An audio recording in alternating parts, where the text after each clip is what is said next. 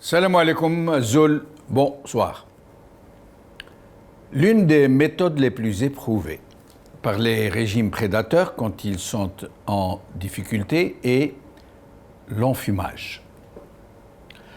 L'enfumage laborieux, le fumigène politique, pour tout brouiller, pour tout mélanger, pour qu'il n'y ait plus de visibilité, pour provoquer une confusion propice à tous les coups tordus, à toutes les tromperies.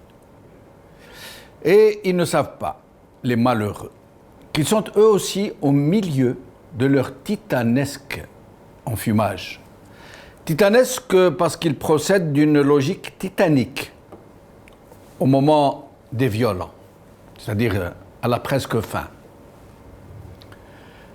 Revenons un peu en arrière. Les chefs de l'armée viennent alors d'imposer Tebboune à la tête de l'État, malgré un boycott massif de quasiment tout l'électorat algérien, malgré le plus grand mouvement de contestation politique du peuple algérien depuis l'indépendance. Le régime venait de faire passer en force le président le plus faible de l'histoire de la politique algérienne, à plus forte raison que cela se passait au moment où le peuple algérien était en majorité dans la rue pour exiger la restitution du pouvoir au peuple par les chefs de l'armée et pour exiger l'avènement d'un véritable état de droit. Le puissant chef d'état-major, qui venait donc de faire passer un machin carré dans un trou rond, décéda subitement. Tous les équilibres du régime, très fragilisés déjà, et qui avaient été mis en place à la suite d'une purge jamais observée au sein des cercles dirigeants, furent encore une fois bouleversés par cette disparition.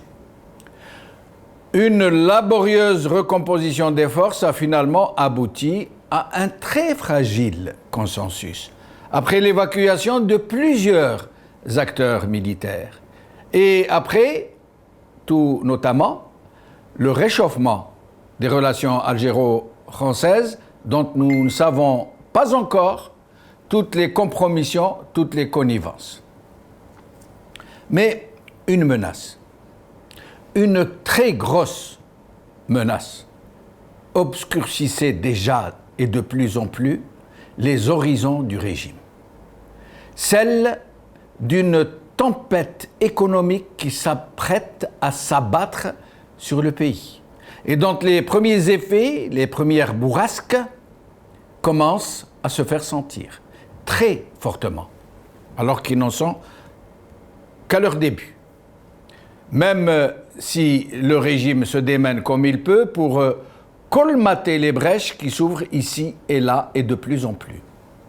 Des fissures de plus en plus béantes et une digue que rien ni personne ne pourra empêcher de rompre. Une menace de crue est dans l'air, dont on entend déjà les premiers grondements au loin, que plus personne ne pourra exorciser par les habituels discours creux, et plus personne n'ignore désormais que tous les facteurs sont en place pour que le fleuve en furie vienne tout emporter. Des mensonges qui encombrent les écuries d'Ogia. La menace est lourde de menaces, si je peux dire, et pas seulement pour la pérennité du régime, mais pour tout le peuple algérien. La crise économique qui s'apprête à s'abattre sur le pays et que rien ne pourra conjurer sérieusement va provoquer, sans l'ombre d'un doute, une révolution multidimensionnelle dans tous les sens du mot révolution et dans tous les mots du mot multidimensionnel. L'Algérie va vivre la phase la plus décisive de son histoire. Les Algériens vont connaître des épreuves qu'ils n'ont jamais imaginées. Ils vont découvrir ce qu'absence de création de richesse veut dire, ce que faillite veut dire, ce que crise veut dire et ce que crash veut dire. Et surtout, ce que sursaut veut dire s'il ne dégénère, à Dieu ne plaise, en anarchie.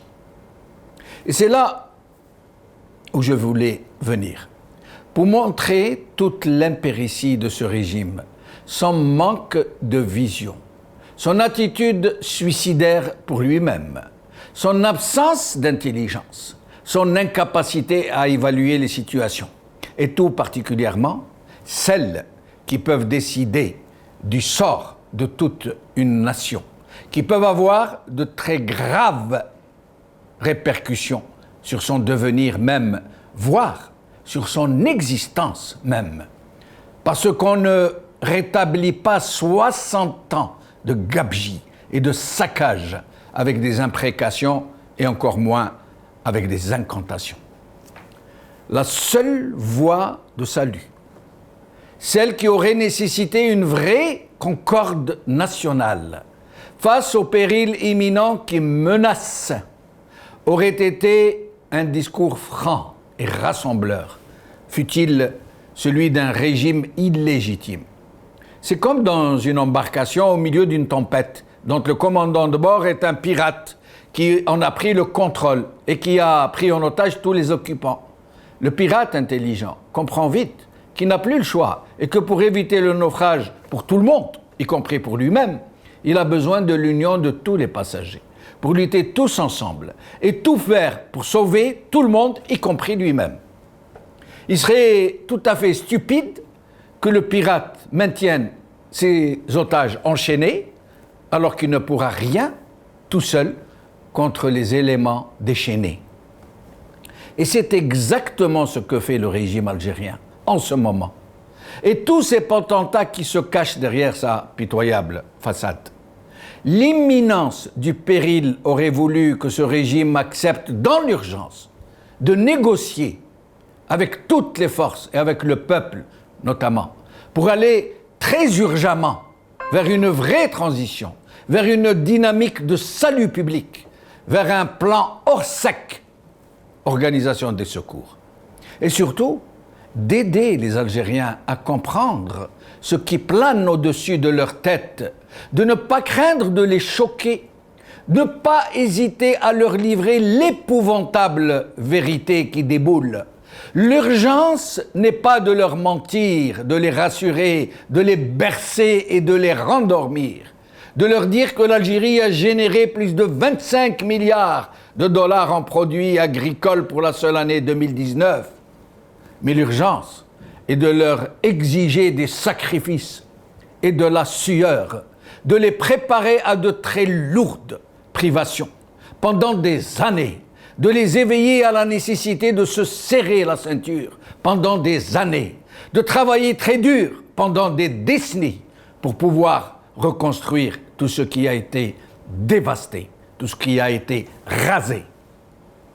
À plus forte raison que tout doit être reconstruit jusqu'à cette mentalité de la rente dans une Algérie vache à lait qui a été finalement abattue et mangée en brochette.